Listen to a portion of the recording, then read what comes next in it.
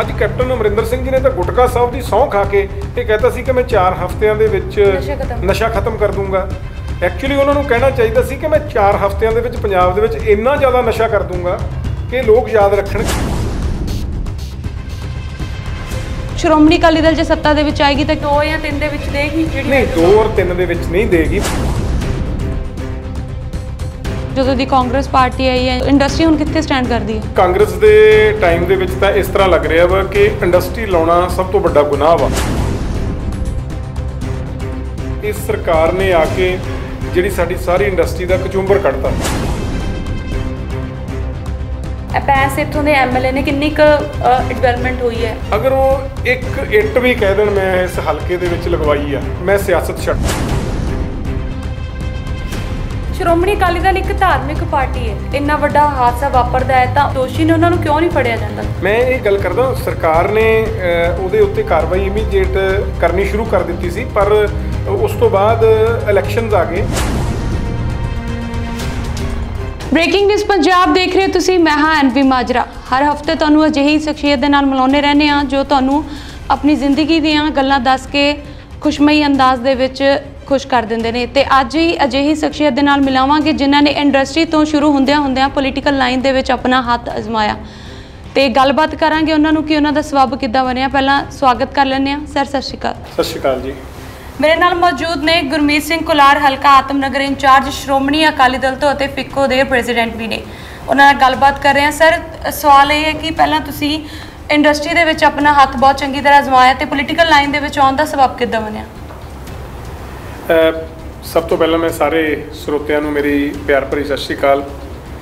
Industry ਤੋਂ political ਦਾ ਸਬੱਬ ਇਸ ਤਰ੍ਹਾਂ ਬਣਿਆ ਕਿ ਜਦੋਂ 2017 ਦੀਆਂ ਜਿਹੜੀਆਂ ਵਿਧਾਨ ਸਭਾ ਦੀਆਂ ਚੋਣਾਂ ਸੀ ਤਾਂ ਉਸ ਤੋਂ ਪਹਿਲਾਂ ਇੰਡਸਟਰੀ ਦੇ ਬੜੇ ਮੁੱਦੇ ਜਿਹੜੇ ਸੀਗੇ ਗੰਭੀਰ ਸੀਗੇ ਕਿ ਜਿਹੜਾ ਸਾਡਾ ਇਹ ਹਲਕਾ ਆਤਮਨਗਰ ਆ ਇਹਦੇ ਵਿੱਚ ਔਰ ਹਲਕਾ ਦੱਖਣੀ ਦੇ ਵਿੱਚ ਬਹੁਤ ਵੱਡਾ ਏਰੀਆ ਜਿਹੜਾ ਵਾ ਉਹ ਇੰਡਸਟਰੀਅਲ ਆ ਜੀ। ਤੇ ਉੱਥੇ ਇੰਡਸਟਰੀ ਦੀਆਂ ਬਹੁਤ ਵੱਡੀਆਂ ਪ੍ਰੋਬਲਮਸ ਸੀਗੀਆਂ ਤੇ ਪਿਛਲੇ ਤਕਰੀਬਨ 16 ਸਾਲ ਤੋਂ ਇਹਨਾਂ ਇਲਾਕਿਆਂ ਦੇ ਵਿੱਚ ਕੋਈ ਕਨੈਕਸ਼ਨ ਨਹੀਂ ਸੀ ਲੱਗ ਰਿਹਾ। ਤੇ ਜਦੋਂ ਜਿਹੜੇ ਪੰਜਾਬ ਦੇ ਉਪ ਮੁੱਖ ਮੰਤਰੀ ਸਰ ਸੁਖਬੀਰ ਸਿੰਘ ਜੀ ਬਾਦਲ ਦੇ ਨਾਲ ਮੁਲਾਕਾਤ ਹੋਈ ਤੇ ਉਹਨਾਂ ਨੂੰ ਦੱਸਿਆ ਕਿ ਇਹ ਜਿਹੜੀ ਛੋਟੀ ਇੰਡਸਟਰੀ ਦਾ ਸ਼ਹਿਰ ਆ, ਇਹਨੂੰ ਮੈਨਚੈਸਟਰ ਆਫ ਇੰਡੀਆ ਕਿਹਾ ਜਾਂਦਾ ਲੁਧਿਆਣਾ, ਤੇ ਉਹ ਇਹਨਾਂ ਇੰਡਸਟਰੀਆਂ ਕਰਕੇ ਆ। ਤੇ ਸਭ ਤੋਂ ਪਹਿਲਾਂ ਇਹਨਾਂ ਇੰਡਸਟਰੀਆਂ ਨੂੰ ਉੱਪਰ ਚੱਕਣ ਦੀ ਲੋੜ ਆ ਔਰ ਜਿਹੜੀ ਇੰਡਸਟਰੀ ਆ ਉਹ ਜਿੰਨੀ ਦੇਰ ਤੱਕ ਉਹਨੂੰ ਐਕਸਟੈਂਸ਼ਨ ਔਰ ਐਕਸਪੈਂਸ਼ਨ ਨਾ ਮਿਲੇ ਤਾਂ ਉਹਦੀ ਗਰੋਥ ਰੁਕ ਜਾਂਦੀ ਹੈ। ਇਹ ਜਿਹੜੇ ਇਹਨਾਂ ਏਰੀਆ ਦੇ ਵਿੱਚ ਜਿਹੜੇ ਕਨੈਕਸ਼ਨ ਸੀਗੇ, ਜਦੋਂ ਉਹਨਾਂ ਨੇ ਉਹਦਾ ਨੋਟੀਫਿਕੇਸ਼ਨ ਕਰਕੇ ਉਹਨਾਂ 72 ਮੁਹੱਲਿਆਂ ਦੇ ਵਿੱਚ ਜਿੱਥੇ ਇੰਡਸਟਰੀ ਬੰਦ ਪਈ ਸੀਗੀ, ਜਿੱਥੇ ਇੰਡਸਟਰੀ ਐਕਸਪੈਂਸ਼ਨ ਵੀ ਨਹੀਂ ਹੋ ਸਕਦੀ ਸੀ, ਐਕਸਟੈਂਸ਼ਨ ਨਵੀਂ ਇੰਡਸਟਰੀ ਵੀ ਨਹੀਂ ਲੱਗ ਸਕਦੀ ਸੀ, ਉਹਨੂੰ ਅਲਾਓ ਕੀਤਾ।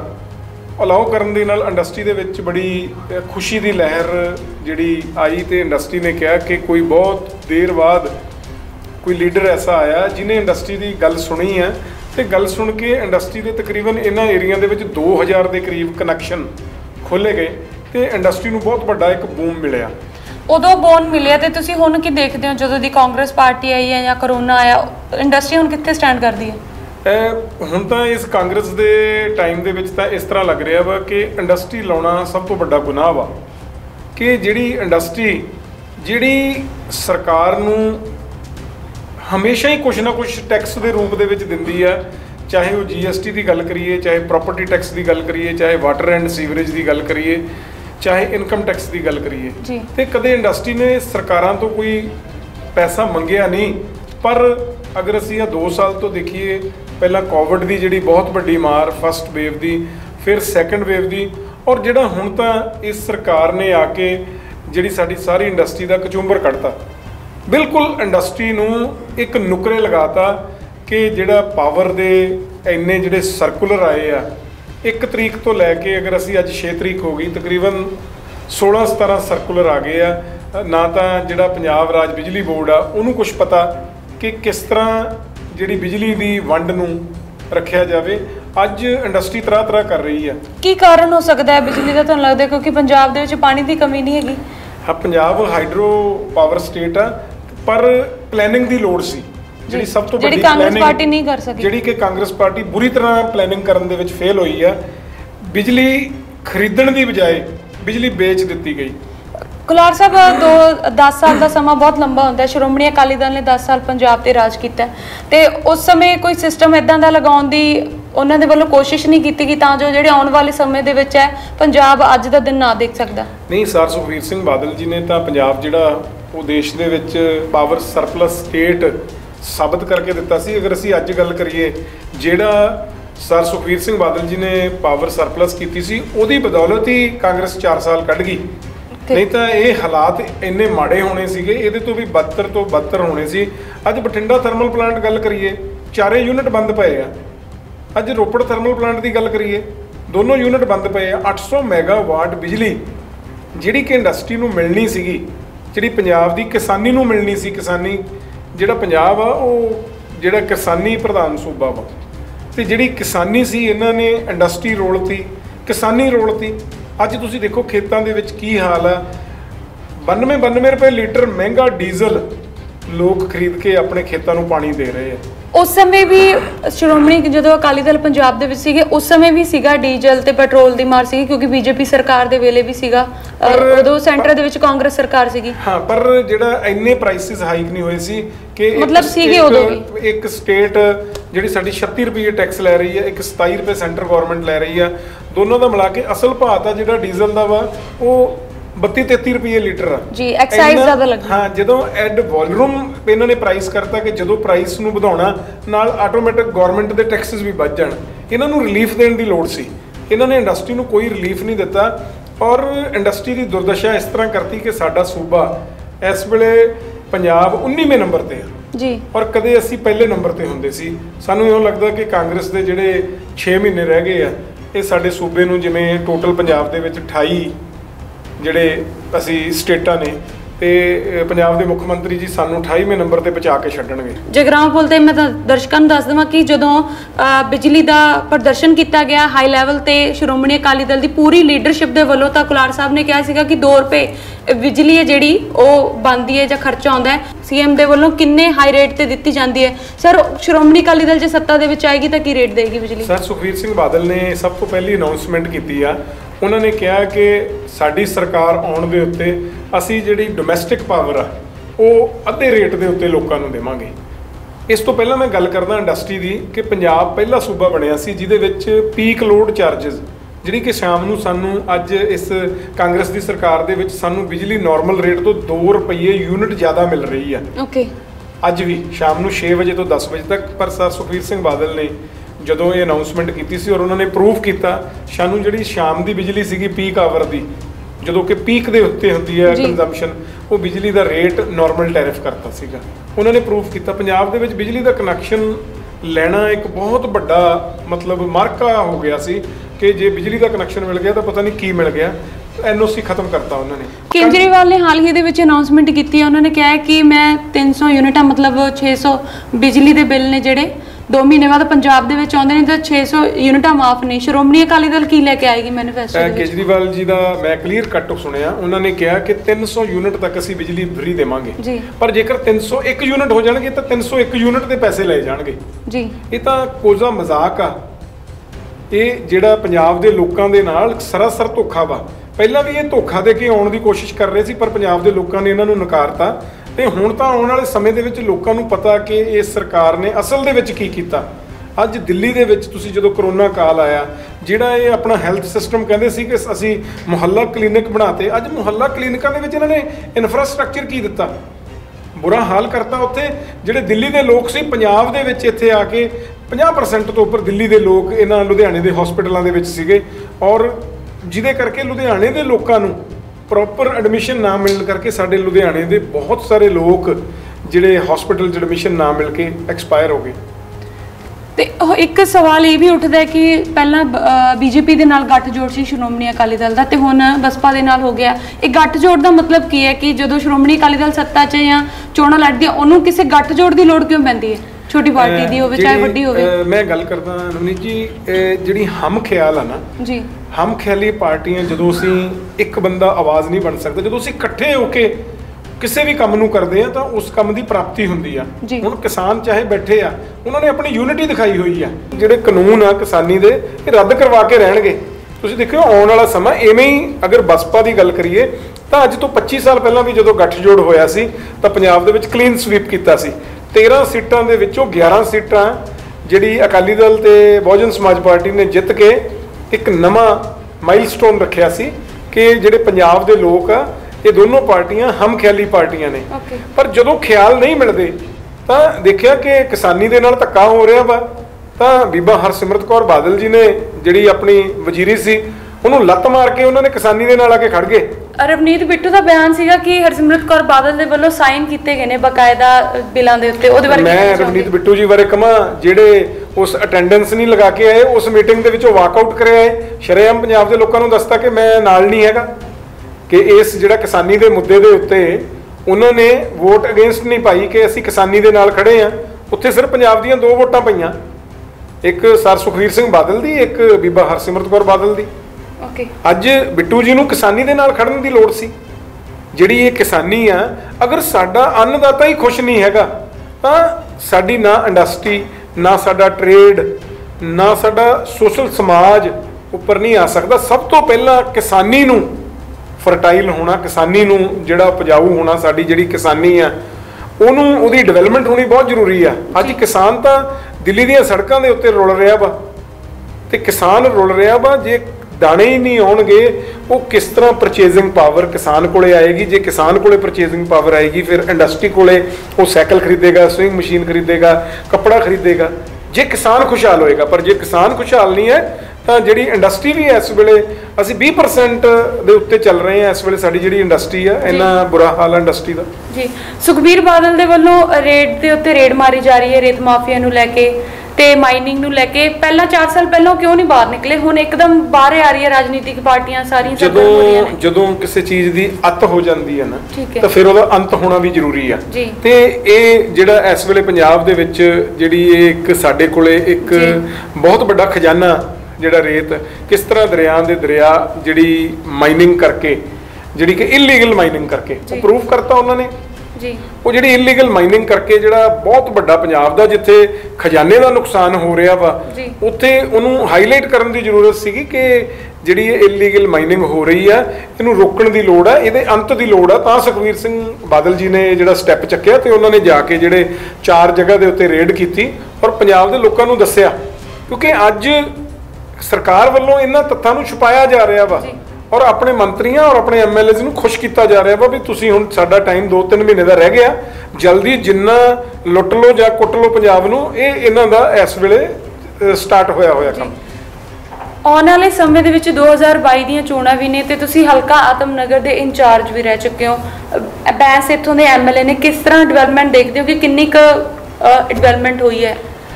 ਮੈਂ ਗੱਲ ਕਰਦਾ ਵਾ ਇੱਥੋਂ ਦੇ ਐਮਐਲਏ ਸਰ ਸਿਮਰਜੀਤ ਸਿੰਘ ਬੈਂਸ ਦੀ। ਪਿਛਲੇ 10 ਸਾਲ ਤੋਂ ਤਕਰੀਬਨ 9.5 ਸਾਲ ਤੋਂ ਐਮਐਲਏ ਨੇ।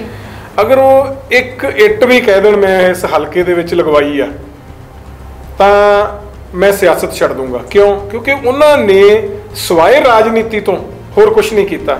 ਔਰ ਅੱਜ ਤੁਸੀਂ ਦੇਖੋ ਕਿ ਕਿਸ ਤਰ੍ਹਾਂ ਜਿਹੜੀਆਂ ਲੜਕੀਆਂ ਬੈਠੀਆਂ ਨੇ, ਅੱਜ ਇੱਕ ਸਾਡੇ ਕਮਿਸ਼ਨਰ ਪੁਲਿਸ ਦਫ਼ਤਰ ਦੇ ਬਾਹਰ ਬੈਠੀ ਆ, ਇੱਕ ਦੂਸਰੀ ਲੇਡੀ ਬੈਠੀ ਆ ਜਿਨ੍ਹਾਂ ਦੇ ਨਾਲ ਇਹਨਾਂ ਨੇ ਸਰੀਰਕ ਸ਼ੋਸ਼ਣ ਕੀਤਾ। ਲੱਖ ਲਾਹਨਤ ਇਹੋ ਜਿਹੇ ਐਮਐਲਏ ਦੇ ਸਾਡੇ ਇਸ ਹਲਕੇ ਦੇ ਲੋਕਾਂ ਨੂੰ।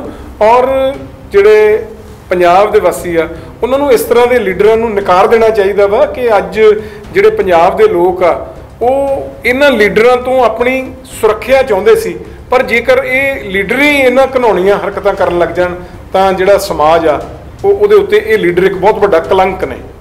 ਇਸ ਵੇਲੇ ਮੁੱਦੇ ਜਿਹੜੇ ਨੇ ਉਹ ਜ਼ਿਆਦਾਤਰ ਮਤਲਬ ਨਿਕਲ ਕੇ ਅੱਗੇ ਆ ਰਹੇ ਨੇ, ਲੋਕ ਉਮੀਦਾਂ ਲੈ ਕੇ ਆ ਰਹੇ ਨੇ। ਸ਼੍ਰੋਮਣੀ ਅਕਾਲੀ ਦਲ ਦੇ ਵੇਲੇ ਬੇਅਦਬੀ ਕਾਂਡ ਹੋਇਆ ਸੀ ਜਿਹੜਾ ਬਾਈਬਲ ਗੋਲੀ ਕਾਂਡ ਦਾ, ਉਸ ਦੇ ਵੇਲੇ ਇਨਸਾਫ ਨਹੀਂ ਮਿਲਿਆ, ਨਵੀਂ ਸਿੱਟ ਬਣੀ, ਹੁਣ ਫੇਰ ਬਣੀ। ਉਸ ਦੇ ਬਾਰੇ ਕੀ ਕਹਿਣਾ ਚਾਹੋਗੇ? ਦੇਖੋ, ਉਹਦੇ ਵਿੱਚ ਤਾਂ ਪ੍ਰਤੱਖ ਨੂੰ ਕੋਈ ਪ੍ਰਮਾਣ ਦੇਣ ਦੀ ਲੋੜ ਨਹੀਂ।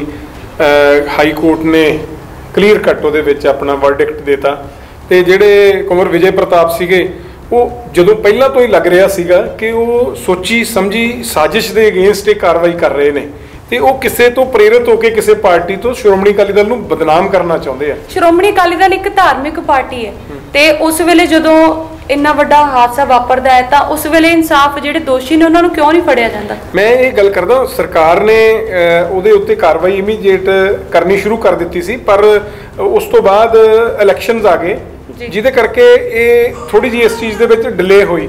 ਪਰ ਮੈਂ ਇਹ ਗੱਲ ਕਰਦਾ ਕਿ ਸਰਕਾਰ ਅੱਜ 4.5 ਸਾਲ ਹੋ ਗਏ ਕੈਪਟਨ ਸਰਕਾਰ ਨੂੰ, ਉਹ ਕਿਉਂ ਨਹੀਂ ਕਰ ਸਕੀ ਅਜੇ ਤੱਕ? ਜਿਹੜੀ ਹੁਣ ਨਵੀਂ ਸਿੱਟ ਬਣੀ ਹੈ, ਪਹਿਲਾਂ ਚਲੋ ਸ਼੍ਰੋਮਣੀ ਅਕਾਲੀ ਦਲ ਨੇ ਕਹਿਤਾ ਕਿ ਕੁੰਵਰ ਵਿਜੇ ਪ੍ਰਤਾਪ ਨੇ ਜਿਹੜੇ ਅੰਡਰ 2 ਦਾ ਕੈਪਟਨ ਕੰਮ ਕਰ ਰਹੇ ਨੇ ਕਾਂਗਰਸ ਪਾਰਟੀ ਦੇ, ਹੁਣ ਨਵੀਂ ਸਿੱਟ ਬਣੀ ਆ, ਉਹਦੇ ਬਾਰੇ ਕੀ ਕਹੋਗੇ? ਮੈਂ ਇਹ ਗੱਲ ਕਰ ਰਿਹਾ ਕਿ ਸਰ ਸੁਖਵੀਰ ਸਿੰਘ ਜੀ ਬਾਦਲ ਨੇ, ਸਾਡੇ ਪ੍ਰਧਾਨ ਸਾਹਿਬ ਨੇ ਤਾਂ ਇੱਕ ਕਲੀਅਰ ਕੱਟ ਗੱਲ ਕਹੀ ਕਿ ਅਗਰ ਅਸੀਂ ਇਹ ਬੇਅਦਬੀ ਕਰਵਾਈ ਹੋਵੇ ਜਾਂ ਸਾਡੇ ਬੰਦੇ ਨੇ ਤਾਂ ਸਾਡਾ ਕੱਖ ਨਾ ਰਵੇ। ਇਹ ਗੱਲ ਕਹਿਣੀ ਬਹੁਤ ਮੁਸ਼ਕਲ ਆ। ਅੱਜ ਕੈਪਟਨ ਅਮਰਿੰਦਰ ਸਿੰਘ ਜੀ ਨੇ ਤਾਂ ਗੁਟਕਾ ਸਾਹਿਬ ਦੀ ਸਹੁੰ ਖਾ ਕੇ ਇਹ ਕਹਿਤਾ ਸੀ ਕਿ ਮੈਂ 4 ਹਫ਼ਤਿਆਂ ਦੇ ਵਿੱਚ ਨਸ਼ਾ ਖਤਮ ਕਰ ਦੂੰਗਾ। ਐਕਚੁਅਲੀ ਉਹਨਾਂ ਨੂੰ ਕਹਿਣਾ ਚਾਹੀਦਾ ਸੀ ਕਿ ਮੈਂ 4 ਹਫ਼ਤਿਆਂ ਦੇ ਵਿੱਚ ਪੰਜਾਬ ਦੇ ਵਿੱਚ ਇੰਨਾ ਜ਼ਿਆਦਾ ਨਸ਼ਾ ਕਰ ਦੂੰਗਾ ਕਿ ਲੋਕ ਯਾਦ ਰੱਖਣਗੇ। ਉਹ ਚੀਜ਼ ਉਹਨਾਂ ਨੇ ਸਿਚੁਏਸ਼ਨ ਕ੍ਰੀਏਟ ਕਰਤੀ। ਅੱਜ ਪੰਜਾਬ ਦਾ ਜਿਹੜਾ ਯੂਥ ਆ ਜਾਂ ਨਸ਼ੇ ਵੱਲ ਜਾਂ ਕੈਨੇਡਾ ਵੱਲ, ਉਹਨੂੰ ਹੋਰ ਕੋਈ ਮੁੰਡੇ ਕੁੜੀਆਂ ਨੂੰ ਯੰਗ ਨੂੰ ਅੱਜ ਪੰਜਾਬ ਦਿਆਂ ਨੂੰ ਦੁਨੀਆ ਦੇ ਵਿੱਚ ਕੁਝ ਨਹੀਂ ਦਿਖਦਾ। ਜਾਂ ਉਹਨਾਂ ਨੂੰ ਨਸ਼ਾ ਦਿਖਦਾ ਵਾ ਜਾਂ ਉਹਨਾਂ ਨੂੰ ਫਿਰ ਆਈਲੈਟਸ ਕਰਕੇ ਕੈਨੇਡਾ ਦਿਖਦਾ। ਇਹ ਜਿਹੜਾ ਸਾਡਾ ਪੰਜਾਬ ਆ, ਜਿਹੜਾ 5 ਦਰਿਆਵਾਂ ਦੀ ਧਰਤੀ ਸੀਗੀ, ਇਹ ਸਾਡਾ ਜਿਹੜਾ ਸੂਬਾ ਵਾ ਇਹ ਅੱਜ ਇੱਥੋਂ ਮਾਈਗ੍ਰੇਟ ਹੋ ਕੇ ਕੈਨੇਡਾ ਜਾ ਰਿਹਾ ਵਾ। ਅੱਜ ਮੈਂ ਗੱਲ ਕਰ ਰਿਹਾ ਕਿ ਕੈਪਟਨ ਸਾਹਿਬ ਨੇ ਨਵੀਂ ਪਾਲਿਸੀ ਲਿਆਂਦੀ, ਇੰਡਸਟਰੀਅਲ ਪਾਲਿਸੀ ਇਨਵੈਸਟ ਪੰਜਾਬ। ਅੱਜ ਮੈਂ ਗੱਲ ਕਰ ਰਿਹਾ, ਸਰਕਾਰ ਗੱਲ ਕਰ ਰਹੀ ਹੈ ਕਿ 65,000 ਕਰੋੜ ਰੁਪਈਆ ਸਾਡੇ ਕੋਲ ਇਨਵੈਸਟ ਪੰਜਾਬ 'ਚ ਆ ਗਿਆ। ਮੈਂ ਗੱਲ ਸ਼ਰੇਆਮ ਕਹਿਣਾ ਵਾ ਵੀ ਦੱਸੋ, ਅਗਰ 65 ਕਰੋੜ ਵੀ ਆਇਆ ਹੋਵੇ, ਜਿੰਨੀ ਦੇਰ ਤੱਕ ਜਿੰਨੇ ਕੇਸ ਫੋਕਲ ਪੁਆਇੰਟਸ ਦੇ ਪਏ ਐਨਹਾਂਸਮੈਂਟ ਦੇ, ਜਿੰਨੀ ਦੇਰ ਤੱਕ ਉਹਨਾਂ ਦਾ ਫੈਸਲਾ ਹੀ ਨਹੀਂ ਹੁੰਦਾ, ਸਾਡੀ ਫਾਈਲ ਹੀ ਨਹੀਂ ਗਾਂ ਤੁਰਦੀ। 9 ਰੁਪਏ ਤੋਂ 5 ਰੁਪਏ ਅਜੇ ਫੇਰ ਵੀ ਬਹੁਤ ਜ਼ਿਆਦਾ ਹੈ। ਤੁਸੀਂ ਕਿਹਾ ਸੀਗਾ ਕਿ 2 ਰੁਪਏ ਦਾ ਖਰਚਾ ਪੈਂਦਾ ਹੈ। ਨਹੀਂ, ਮੈਂ ਇਹ ਗੱਲ ਕਿਹਾ ਜਿਹੜਾ ਪੰਜਾਬ ਆ ਇਹ ਹਾਈਡਰੋ ਪਾਵਰ ਸਟੇਟ ਆ ਤੇ ਇੱਥੇ ਜਿਹੜੀ ਬਿਜਲੀ ਦੀ ਕਾਸਟ ਆ, ਹਾਈਡਰੋ ਸਭ ਤੋਂ ਘੱਟ ਬਿਜਲੀ ਆ। ਨਹੀਂ ਤਾਂ ਜਿਹੜੀ ਅਗਰ ਅਸੀਂ ਥਰਮਲ ਪਾਵਰ ਕਹੀਏ ਉਹ ਸਾਨੂੰ 3 ਰੁਪਏ ਪੈਂਦੀ ਆ, 4 ਰੁਪਏ, ਪਰ ਜਿਹੜੀ ਹਾਈਡਰੋ ਪਾਵਰ ਆ ਉਹ ਸਾਨੂੰ 2 ਰੁਪਏ ਤੋਂ 2.5 ਰੁਪਏ ਕਾਸਟ ਕਰਦੀ ਆ। ਕਿਉਂਕਿ ਪੰਜਾਬ ਸਾਡਾ ਜਿਹੜਾ ਸੂਬਾ ਵਾ ਇਹ ਸ਼੍ਰੋਮਣੀ ਅਕਾਲੀ ਦਲ 2 ਜਾਂ 3 ਦੇ ਵਿੱਚ ਦੇਗੀ, ਜਿਹੜੀ ਨਹੀਂ 2 ਔਰ 3 ਦੇ ਵਿੱਚ ਨਹੀਂ ਦੇਗੀ। ਮੈਂ ਗੱਲ ਕਹਿਣਾ ਇਹ ਤਾਂ ਪੰਜਾਬ ਦੇ ਵਿੱਚ ਜਿਹੜੀ ਸਾਨੂੰ ਬਿਜਲੀ ਦੀ ਕਾਸਟ ਬਣਦੀ ਆ, ਪਰ ਉਹਦੇ ਉੱਪਰ ਓਵਰਹੈਡ ਜਿਹੜੇ ਅਸੀਂ ਕਹਿੰਦੇ ਆ ਲਾਈਨ ਲਾਸਸ, ਹੋਰ ਸਾਰੀਆਂ ਚੀਜ਼ਾਂ ਨੂੰ ਕੈਲਕੂਲੇਟ ਕਰਕੇ ਉਸ ਵੇਲੇ ਜਿਹੜਾ ਪੰਜਾਬ ਆ ਉਹ ਜਿਹੜੀ ਸਭ ਤੋਂ ਸਸਤੀ ਬਿਜਲੀ ਦੇਣ ਵਾਲੇ ਸੂਬਿਆਂ ਦੇ ਵਿੱਚ ਇੱਕ ਸੀ, ਪਰ ਅੱਜ ਪੰਜਾਬ ਸਭ ਤੋਂ ਮਹਿੰਗੀ ਬਿਜਲੀ ਦੇਣ ਵਾਲਾ ਸੂਬਾ ਬਣ ਗਿਆ। ਇੱਕ ਸਭ ਤੋਂ ਵੱਡੀ ਚੀਜ਼ ਇਸ ਸਰਕਾਰ ਨੇ ਕੀ ਕੀਤਾ ਕਿ ਤੁਸੀਂ ਇਸ ਵੇਲੇ ਦੇਖੋ ਕਿ ਬਿਜਲੀ ਦਾ ਸਿਰਫ ਹਫ਼ਤੇ 'ਚ 2 ਦਿਨ ਕੰਮ ਕਰਨਾ ਤੇ ਜਿਹੜੀ ਮਾਈਗ੍ਰੇਟਰੀ ਲੇਬਰ ਆ, ਜਿਹੜਾ ਪ੍ਰਵਾਸੀ ਮਜ਼ਦੂਰ ਆ, ਉਹਨੂੰ ਸੰਭਾਲਣਾ ਕਿਵੇਂ ਆ, ਇਹ ਸਾਡੇ ਵਾਸਤੇ ਬਹੁਤ ਇੱਕ ਔਖਾ ਕੰਮ ਹੋ ਗਿਆ ਵਾ। ਅੱਜ ਜਿਹੜੀ ਇੰਡਸਟਰੀ, ਮੈਂ ਪਹਿਲਾਂ ਵੀ ਇਹ ਗੱਲ ਕੀਤੀ, ਮੈਂ ਫਿਰ ਰਿਪੀਟ ਕਰ ਰਿਹਾ ਕਿ ਅੱਜ ਇਸ ਤਰ੍ਹਾਂ ਮਹਿਸੂਸ ਹੋ ਰਿਹਾ ਕਿ ਇੰਡਸਟਰੀ ਲਾਉਣੀ ਇੱਕ ਬਹੁਤ ਵੱਡਾ ਗੁਨਾਹ ਵਾ। ਅੱਜ ਲੇਬਰ ਵਿਹਲੀ ਹੋ ਗਈ। ਕੱਲ ਤੱਕ ਸਾਡੇ ਕੱਟ ਸੀਗਾ, ਅੱਜ ਅਸੀਂ ਫੈਕਟਰੀ ਚਲਾ ਰਹੇ ਹਾਂ, ਕੱਲ ਸਵੇਰੇ 8 ਵਜੇ ਤੋਂ ਫਿਰ ਇੰਡਸਟਰੀ ਬੰਦ ਆ। ਪਰ ਇਹ ਸਰਕਾਰ ਨੂੰ ਜਿਹੜਾ ਸਾਡਾ CMD ਆ ਬਿਜਲੀ ਬੋਰਡ ਦਾ, ਉਹ ਹਫ਼ਤੇ 'ਚ 1 ਦਿਨ ਦਫ਼ਤਰ ਆਉਂਦਾ ਬਿਜਲੀ ਦੇ ਪਟਿਆਲੇ ਦੇ ਵਿੱਚ। ਤੇ ਇੱਕ ਐਡਾ ਵੱਡਾ ਸੈਟਅਪ, ਇੱਕ ਬਿਜਲੀ ਜਿਹੜੀ ਸਾਰੇ ਪੰਜਾਬ ਦੇ ਲੋਕਾਂ ਨੂੰ ਦੇਣੀ ਹੈ। ਅਗਰ ਸਾਡੇ ਚੇਅਰਮੈਨ ਕੋਲ ਇੰਨਾ ਟਾਈਮ ਹੀ ਨਹੀਂ ਹੈਗਾ, ਚਲੋ ਚੇਅਰਮੈਨ ਦੀ ਗੱਲ ਛੱਡੀ, ਸਾਡੇ ਮੁੱਖ ਮੰਤਰੀ ਕੋਲੇ ਟਾਈਮ ਨਹੀਂ ਹੈਗਾ ਆਪਣੇ MLA ਮੰਤਰੀਆਂ ਲਈ, ਉਹਨਾਂ ਲਈ ਛੱਡੀ, ਜਨਰਲ ਪਬਲਿਕ ਨੂੰ ਅੱਜ ਤੱਕ ਉਹ ਮਿਲੇ ਨਹੀਂ ਹੈਗੇ। ਔਰ ਨਾ ਹੀ ਉਹਨਾਂ ਨੂੰ ਕੋਈ ਪੰਜਾਬ ਦੇ ਲੋਕਾਂ ਦੇ ਨਾਲ ਜਿਹੜਾ ਲਗਾਵ ਆ। ਅੱਜ ਸਰ ਸੁਖਵੀਰ ਸਿੰਘ ਬਾਦਲ, ਕਿਤੇ ਕੋਈ ਗੱਲ ਹੋ ਜਾਂਦੀ ਹੈ, ਭਾਵੇਂ ਜਦੋਂ ਅੱਜ ਉਹ ਪਾਰਟੀ ਦੇ ਪ੍ਰਧਾਨ ਆ ਤੇ ਜਦੋਂ ਡਿਪਟੀ CM ਵੀ ਸੀਗੇ ਤੇ ਉਹ ਲੋਕਾਂ ਦੇ ਵਿੱਚ ਵਿਚਰਦੇ ਸੀਗੇ, ਲੋਕਾਂ ਨੂੰ ਪੁੱਛਦੇ ਸੀ ਕਿ ਅੱਜ ਤੁਹਾਡੀਆਂ ਪ੍ਰੋਬਲਮਸ ਦੱਸੋ, ਮੈਂ ਤੁਹਾਡੀਆਂ ਪ੍ਰੋਬਲਮਸ ਫੌਰੀ ਤੌਰ ਦੇ ਉੱਤੇ ਹੱਲ ਕਰਕੇ ਦਿੰਦਾ। ਔਰ ਉਹਨਾਂ ਨੇ ਪ੍ਰੋਬਲਮਸ ਫੌਰੀ ਤੌਰ ਤੇ ਹੱਲ ਕਰਕੇ ਦਿੱਤੀਆਂ।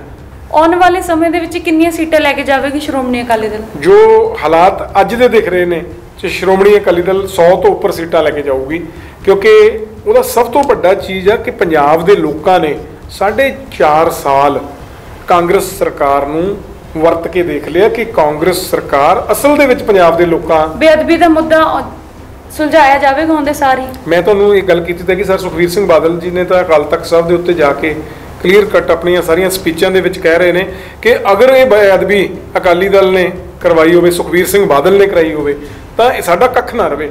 ਇਹ ਗੱਲ ਕਹਿਣੀ ਬਹੁਤ ਮੁਸ਼ਕਲ ਆ। ਇਹ ਗੱਲ ਉਹੀ ਬੰਦਾ ਕਹਿ ਸਕਦਾ ਵਾ। ਨਹੀਂ, ਉਹਨਾਂ ਨੇ ਆਪਣਾ ਪੱਖ ਤੌਰ ਤੇ ਸਾਫ਼ ਕਰਤਾ, ਜਿਹੜੇ ਦੋਸ਼ੀ ਨੇ, ਅਸਲ ਦੇ ਵਿੱਚ ਦੋਸ਼ੀ ਨੇ, ਉਹਨਾਂ ਨੂੰ ਫੜਨ ਦੇ ਵਿੱਚ ਯੋਗਦਾਨ ਪਾਇਆ ਜਾਵੇਗਾ। ਡੈਫੀਨੇਟਲੀ ਜਿਹੜਾ ਉਹਨਾਂ ਦੇ ਵਿੱਚ ਪਾਇਆ ਜਾਏਗਾ। ਪਰ ਮੈਂ ਇਹ ਗੱਲ ਕਰਦਾ ਕਾਂਗਰਸ ਸਰਕਾਰ ਦੇ ਉੱਤੇ ਕਿਤੇ ਨਾ ਕਿਤੇ ਕਿ ਅੱਜ 4.5 ਸਾਲ ਹੋ ਗਏ, ਉਹ ਦੋਸ਼ੀਆਂ ਨੂੰ ਫੜ ਕਿਉਂ ਨਹੀਂ ਸਕੀ? ਜੀ, ਜਿਹੜੀ ਸਰਕਾਰ ਜਿੱਥੇ ਕੁੰਵਰ ਵਿਜੇ ਪ੍ਰਤਾਪ ਸਿੰਘ ਜੀ ਨੇ ਆਪਣਾ ਸਾਫ਼ ਜਗ ਜ਼ਾਹਰ ਕਰਤਾ ਕਿ ਮੈਂ ਤਾਂ ਪੋਲੀਟੀਸਾਈਜ਼ ਸੀਗਾ, ਕਿਸੇ ਵੱਲੋਂ ਪ੍ਰੇਰਿਤ ਕੀਤਾ ਹੋਇਆ ਜਿਹੜਾ ਸੀਗਾ, ਮੈਂ ਕਾਰਵਾਈ ਕਰ ਰਿਹਾ ਸੀਗਾ। ਅੱਜ ਉਹ ਇਨਸਾਫ ਮਿਲਿਆ, ਹਾਈ ਕੋਰਟ ਨੇ ਇਨਸਾਫ ਦਿੱਤਾ, ਨਵੀਂ ਸਿੱਟ ਬਣ ਰਹੀ ਹੈ, ਤੁਹਾਡੇ ਸਾਹਮਣੇ ਹੋਊਗਾ। ਜਿਹੜਾ ਦੁੱਧ ਦਾ ਦੁੱਧ, ਪਾਣੀ ਦਾ ਪਾਣੀ ਹੋ ਜਾਣਾ ਔਰ ਪਤਾ ਲੱਗ ਜਾਣਾ ਵਾ ਵੀ ਅਸਲ ਕਸੂਰਵਾਰ ਕੌਣ ਆ।